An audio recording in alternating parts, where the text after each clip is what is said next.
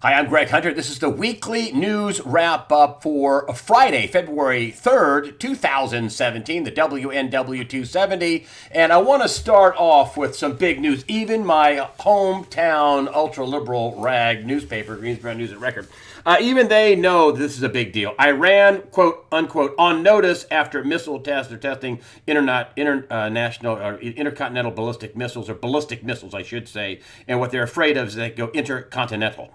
And that this is supposedly violates, UN agreements, and people are up in arms. That puts the Middle East on a knife edge, and not just the U.S., not just them ultimately firing a missile over here. They could end up developing technology they could give to one of our enemies, like North Korea. They could hit one of our allies, like Saudi Arabia. They could hit something in Europe, one of our allies there. They could send, a nuclear tipped missile, which they say that this project that they just set off missiles is defensive in nature. Nobody's buying that. I heard some people, they keep saying that, ever since we signed this Iran deal, there's no signatures, folks.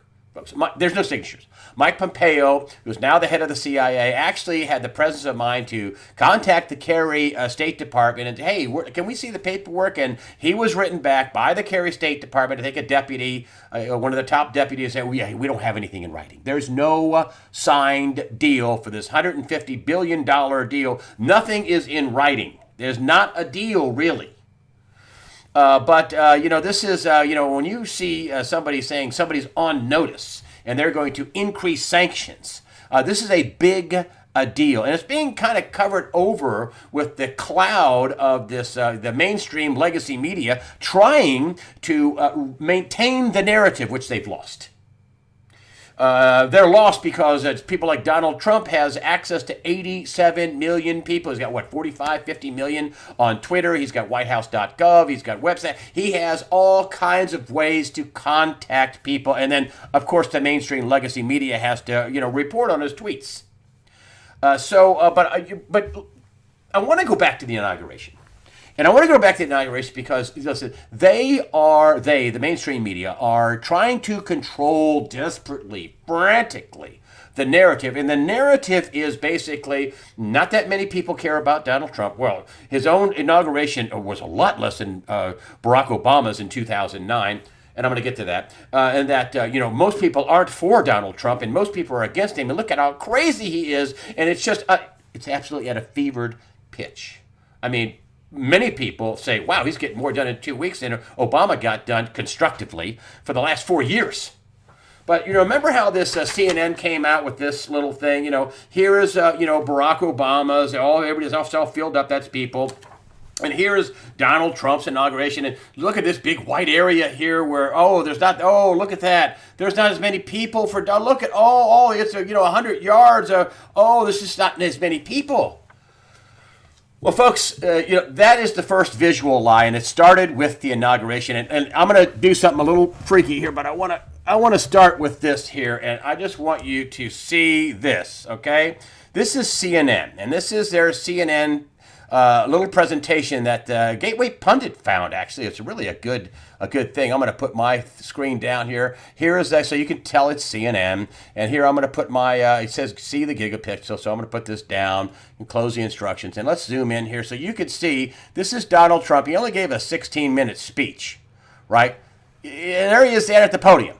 He only gave a 16-minute speech, so this is the time you would check the crowd size. This is from CNN, right?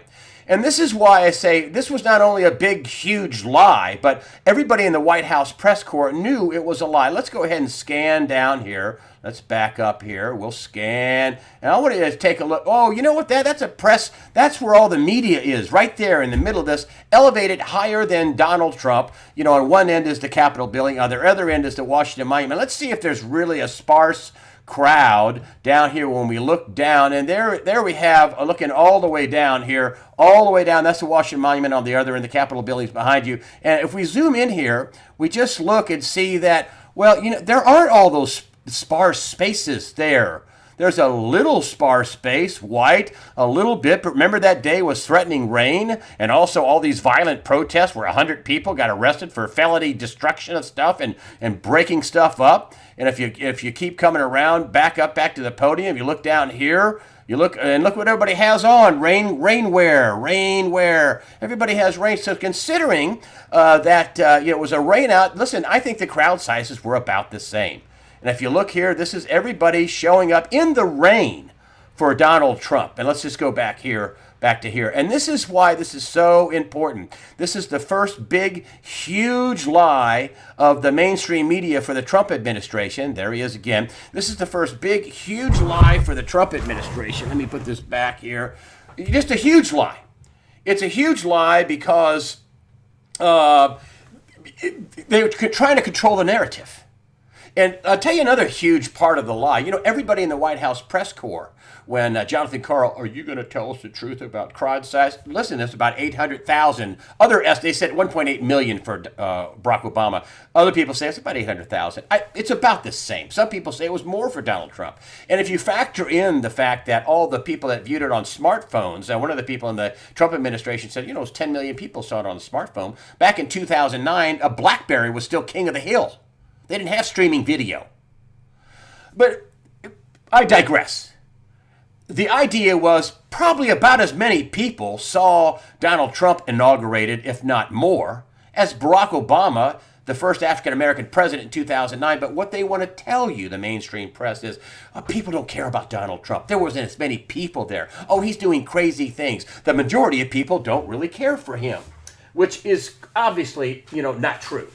The thing with Donald Trump is that, when you have this, fake story of the Martin Luther King Jr. bust being removed from the Oval Office, and then you have the Time magazine boss, I told you about that, how, she defended her reporter. Let me tell you why she defended her reporter. She told him to run with the story. What she should have told him is, call over to the White House and make sure they didn't take that bust out of the Oval Office. They didn't put it somewhere else, or you missed it. Call over there and find that out, because if we run with this story, it's going to make him look like a huge racist. But no, the boss said go with the story, and they got a pie in the face.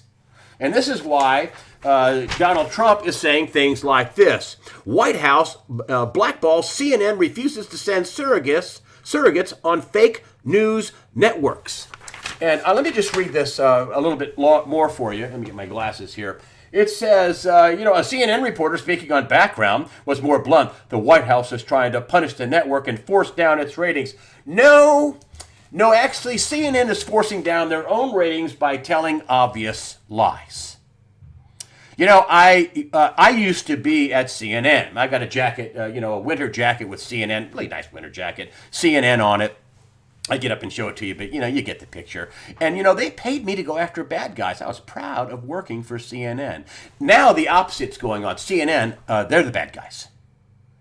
And they are committing propaganda. They are at war with the common American. When you lie to America and you commit propaganda, you are committing basically sort of an act of information war against common Americans. This is an obvious lie that Donald Trump, right from the very beginning, had a small inauguration crowd lie. It's just a lie. It was at least as big as Barack Obama, and there was huge interest in it, especially when you consider all the video outlets and the global reach they had, and people around the world were watching this. It's a highly contested election. And then if you take a look that I thought the media would, I think the media would kind of shriek back, and, maybe they should, back off some. If I was Time Warner and I was trying to cut a deal with AT&T to merge, I would be calling over to Jeff Zucker and say, you better fix this. You're an idiot. With all the snipes and attacks and, Jim Acosta, doing the story about this meeting, which everything in the meeting was, unverified or absolutely false information. And of course, he wanted to hit, Donald Trump just before he was inaugurated in the face with a pie at a press conference and sit on the front row, and he got pie on his face. I mean, it's unbelievable. It's not even reporting. It's just, gotcha, propaganda, make you look bad, pie in your face type stuff.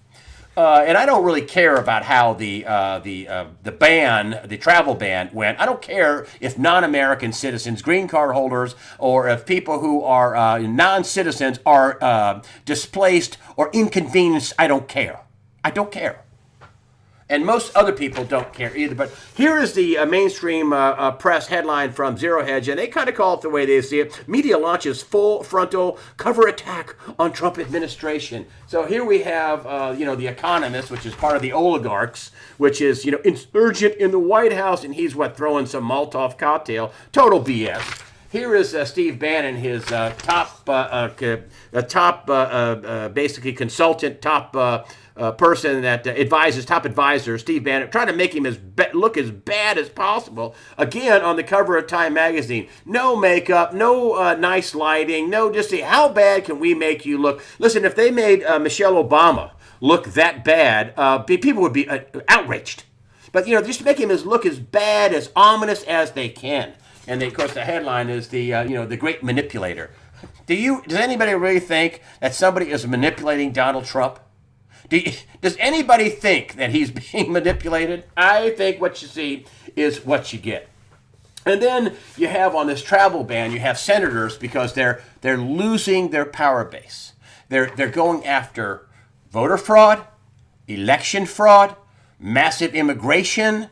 They're going after giving illegal aliens free stuff. And then you have, Senator from Connecticut, Chris Murphy. I can't believe he said absolutely no screening for immigrants, just additional gun control measures. I mean, this is how desperate they are. This is why they're going crazy. You always hear about the peaceful religion, Muslims of peaceful religions. And granted, I would say probably most Muslims are peaceful. In terms of, what they do. But, those people are apostates to the people of the ISIS groups of the world. And please remember that, the president of Turkey, leader of Turkey, Erdogan, says, there is no radical Islam. Islam is Islam. That's what he says. But you see things like this with, these signs and, Islam, will dominate the world and other things, basically stuff like that. We're supposed to be just letting these people in, Sharia law, all that stuff. Here we have another article on USA Today, which I was surprised, on one side they have, a straight headline. I couldn't believe it. Trump picks Gorsuch for Supreme Court. And then we have this little gem. Bannon takes dark view on Islam as if this is a real story. This is an opinion piece, an op-ed piece, this right here, news analysis, that goes after Bannon saying that, he says that Islam is a religion of submission. According to top imams, it is. And this is where they don't fact check anything, folks. They just spew out the facts, the ideas, the thought shaping that they want you to get. Top imams say, and I heard Imam Chaudhry in the UK on Hannity saying, we're not a religion of peace, we're a religion of submission. And, that if you're a Christian, that it says in the Quran that, if you're a Christian, you believe in God the Father and his Son, that, you should burn in hell. There's all kinds of things in the Quran that nobody wants to bring up. You're a racist if you bring that up. And that how the constitutional government does not agree with Sharia law. That's basically Bannon's point. That, in polls, half of the Muslims in America say, we should have Sharia law. No, you shouldn't. You don't get your own law. That's a political movement. That's not a religion at that point when you want your own law and you want to take over. And no, which is Bannon's point. Then here's another one from Bloomberg. This is the full frontal attack from Bloomberg. And if you could read this here, it opens up and they've, put in here, hold on, let me see if I can get that to focus up for you. There it goes. Oh, hold on. Come on. There it is. Insert hastily drafted, legally dubious, economically destabilizing executive order here. Listen, his executive orders hold water. They are legal. That's why he fired the acting attorney general. I mean, can you imagine that? Can you imagine having your boss tell you to do something and you, going out and making a public statement and saying, I'm not going to do it. I just don't think that's legal. Well, of course, she could have just called over the White House and said, Mr. President, I just don't think I can do this. I don't think it's legal. I'm going to give you my resignation. But no, it's just to make a big splash and get fired. He was fired in 3 hours. You tell your boss that you're not going to do something and see how that works out for you. And then if you take a look at all the anger and upset over the travel ban. Oh, how dare we do that with the 7 countries that we're banning? And most of these countries, except for Iran, don't have a functioning government. I mean, Yemen, do they have a functioning government? Really? Does Syria have a functioning government? Does Libya have a functioning government? They don't. It's unbelievable. But you don't hear things like this, the angel dab that says, I'm happy about Trump's immigration orders. And this is all the things, immigration, illegal immigration, refugees. He's happy. You know why he's happy? Because his son was shot in a drive-by shooting. That's right. You don't hear that, but what you see are covers like this going, Trump's travel ban sets off chaotic furor. No, it doesn't. I don't care. And it didn't set off a chaotic furor. I mean, if some green card holders or some permanent, aliens or permanent residents or, people who are trying to come here for, some more free stuff, refugees, if they're inconvenienced, I don't care.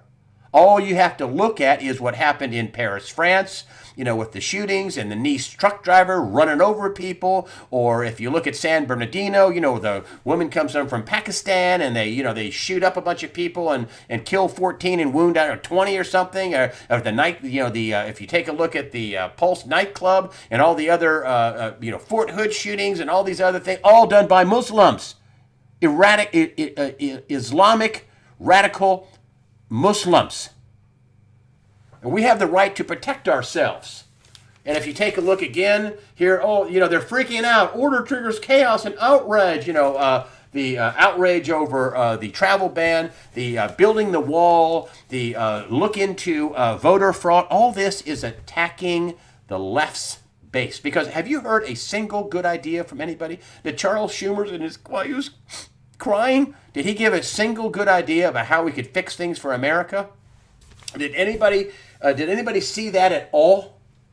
Did anybody see, when you see this headline, Muslim mob rapes 15 Christian women in revenge attack for converting to Christianity? Anybody see that? They report that? What's going on here is nothing short of an attack at the base of the ultra left-wing, liberal, Democrat, progressive, socialist, communist, Nazi, whatever you want to call it, whatever on that arc you'd like to call it. This is an attack on illegal voting, and I believe there are 3 to 5 million illegal votes. I don't think Hillary Clinton won the popular votes. I don't think that at all. Now, when you consider just with Obamacare, they registered 11 or 12 million people and never checked their whether they're legal citizens or not, just sent that off to the states to the voter rolls. They're attacking all this immigration, and most of the immigrants for the free stuff, they get lavish packages. They get housing and food stamps and Social Security and checks every month. It's unbelievable. I'd want to come here too.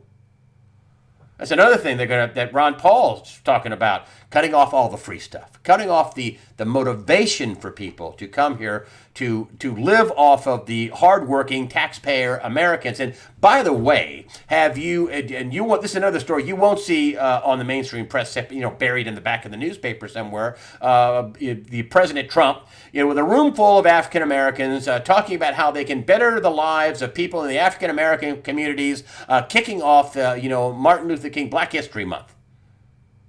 You're not going to see that. You won't see that story because, Trump is such a racist. And, of course, that's false. You had African Americans. One guy was at the meeting. He said, I ran your campaign in West Virginia.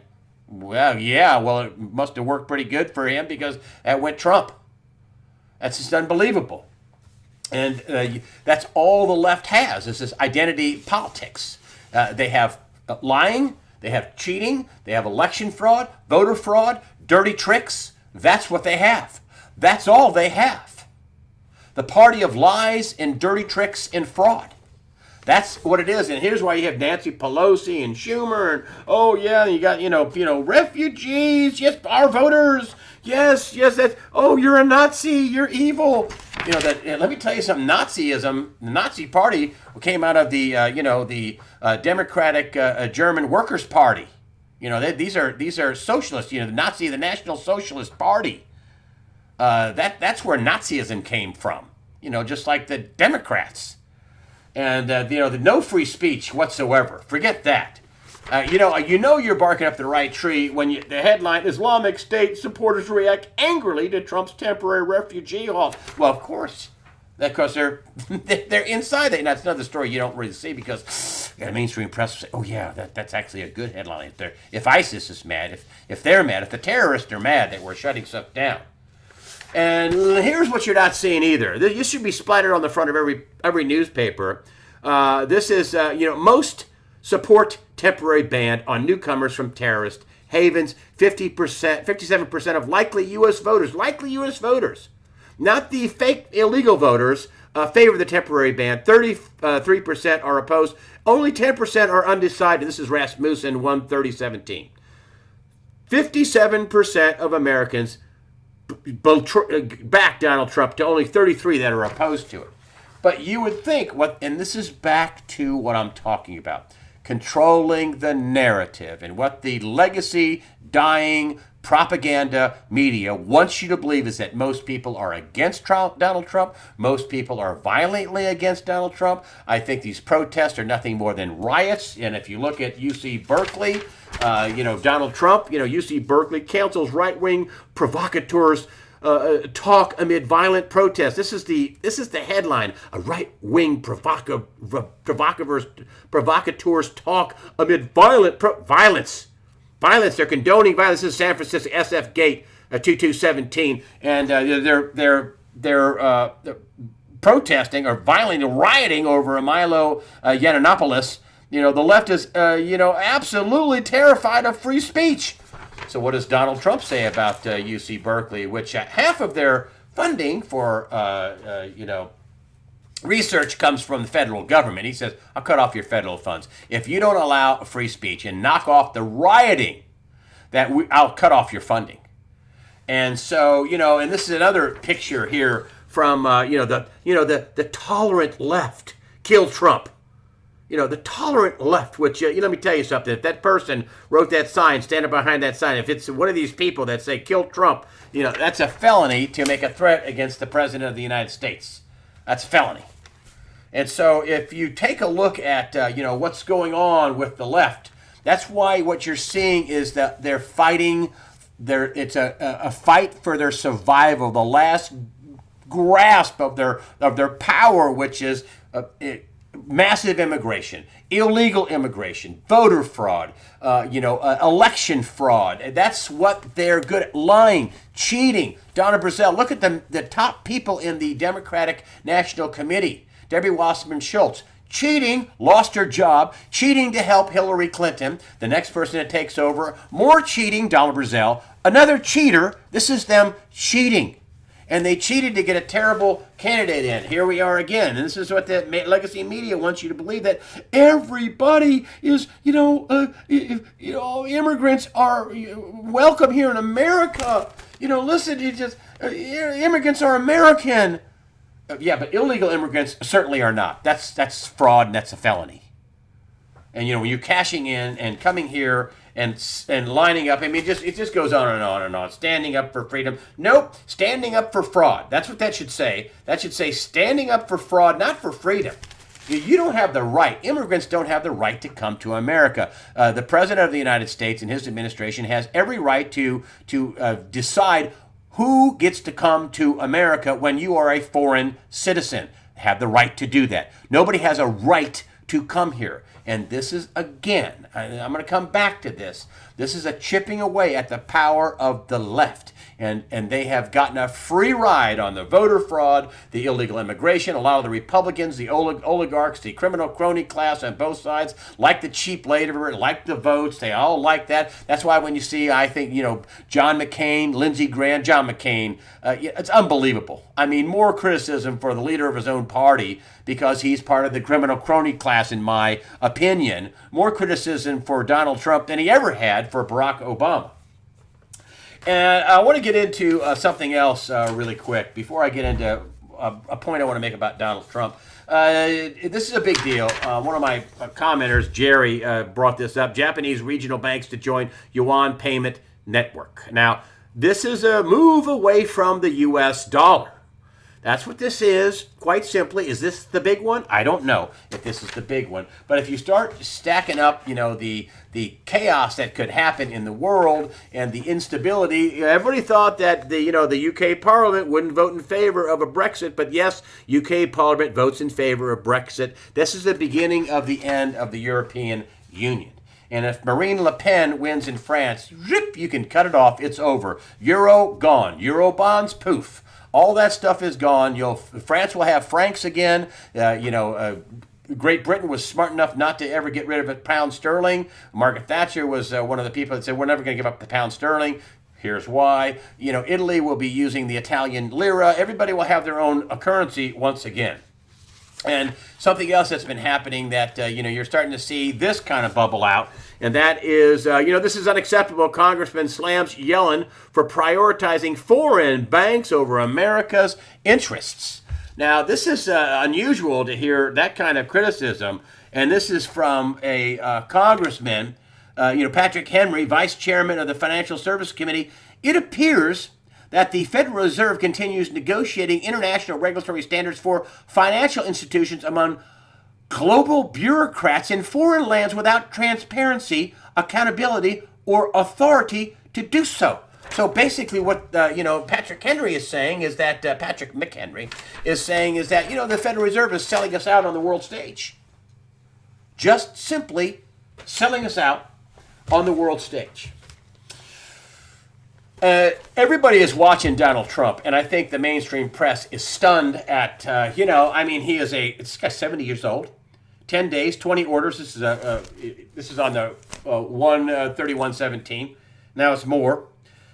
He is, he put up, a top-notch, pro-constitutional Supreme Court judge. And did exactly what he said he was going to do. Said he's going to build the wall. He's starting on it. Said he's going to stop the illegal immigration. He's starting on it. And the left is completely and totally freaked out. The big picture is all this debt. And I want to talk to you a little bit about what I think is going to happen. I saw this report, and I'm sitting there watching. I thought, this isn't Chimps, surfing on television. And I'm watching this report about Donald Trump and how he, made it big in the 80s, and he made the Forbes 400 list, and he was a young guy, and then, he became this big brand. It was Trump this and Trump that and Trump everything. Then in the 90s, we had the real estate crash, and he got caught. And he had a lot of loans out. And they were saying that, Donald Trump was really the first too big to fail. That instead of him just filing for Chapter 7 liquidation, he went to the banks and said, hey, I need good terms. Now, what exactly he said, I don't know, but he got good terms. They didn't put him out of business. Did he say something like, listen, guys, I'm a brand, and if you let me go under, you'll get pennies in a Chapter 7, and you'll be able to pick through my bones, and you'll be able to, get some money back, but, oh, man, you're going to get creamed. And that was a bad investment. Your stock price is going to plummet. You're going to get creamed. And, the best thing you could do is keep me going. And here are the terms I need. And he got the right terms. Fast forward to the future. He says he's got $11 billion portfolio. Heard people like, $11 billion portfolio. Yeah, okay, let's just take him at his word, $11 billion. Let's say $10 billion. And, there's a story came out, he owes $680 million. He's got $10 billion in equity. Now, let's think about this now. $680 million in debt. Okay. Well, that's like a guy who has a $100,000 house, and he owes $6,800 on it. Does that sound like somebody who's reckless with debt? Does a guy that only owes $6,800 on his $100,000 house, does that sound like somebody who is teetering on the brink of insolvency? No. Another psyop against Donald Trump. But here's what I think Donald Trump is going to do. This worked on a much smaller scale, even though he's a billionaire. When you talk about the debt of the United States, I think he's going to go to the world and say, hey, you know what, y'all? You can't let us go under. We've done a lot of good in the world. And, if we go under, you're going to get creamed. And so, you know what? You got to cut this debt. He's already made comments about cutting the debt, that we won't pay it off, that it's not going to get, paid, that it needs to be reorganized. He's already made those kind of comments, and then zip in for months he hasn't said anything. But I think what he'll do, and this is kind of consistent with Bill Holter saying, Donald Trump's going to be supervising a bankruptcy. Call it a reorganization, a Chapter 11, call it whatever you want. That's Chapter 7 is total liquidation. Chapter 11 is we want to stay in business. You all have to take less. That's what I think he's going to do. There's no way we can pay off this debt. It's not payable. The difference between Donald Trump and Hillary Clinton was that Hillary Clinton would say, yeah, you can have Hawaii, and you can have half of Nevada, and part of Montana, and maybe part of Missouri, and yeah, we'll make a deal, and you can set up economic zones and basically give away our country. That's not going to happen with Donald Trump. That ain't going to happen. I think what he'll ultimately do is supervise a bankruptcy, and he'll supervise it to the advantage of America. That's what I think he will do. He will simply just do that. But the mainstream press, when I was there, I was proud to work for CNN. And it's not just CNN, it's all the mainstream press trying to control the narrative. And they are absolutely committing fraud and are at war with the common person in America. And by not telling them the truth and by committing this propaganda and trying to, control this narrative that is anti-Donald Trump and for the Democrats, which don't have any ideas at all, is a crime, is absolutely a crime. And one last thing. Did you see Donald Trump? Again, he was in with the unions in the White House. And he brought up the fact that the rank and file, the union members, voted for Donald Trump. But the top people threw their support behind Hillary Clinton. He says, maybe they should be losing their jobs soon. I don't know. Yeah, you think? The Democrats, that used to be the Democrat stronghold. The unions. The working guy. The blue-collar guy. Not anymore. The Democrat stronghold is, again, the immigrants from everywhere, just pile them in and let everybody else pay for it. Illegal immigration, voter fraud, election fraud, lies, and cheating. That's their platform now. Oh, and violence. Let's add that to the whole thing. Let's add some violence, which, you should forgive because they're protecting themselves. Absolutely outrageous, folks. Don't believe the phony narrative. Don't believe it. They've lost the narrative. I talked to Cliff High from Half Past Human in the early Sunday release. Very interesting. He thinks that the mainstream legacy media, that toast gone, they've lost the narrative. That what you're seeing is the last grasps of a dying media. That's what he says. Lots of great stuff, big stuff going to happen in March through May. You won't want to miss it. He has great explainers about what he has found with his predictive linguistics at Half Past Human. Cliff High, the early Sunday release. That's the way I see it. I'm Greg Hunter. And remember, fear not. Don't let these guys make you be afraid. Be in control. Be informed. Understand what's going on. Fear not. Prepare yourself mentally, physically, above all spiritually. Fear not. God the Father is in charge.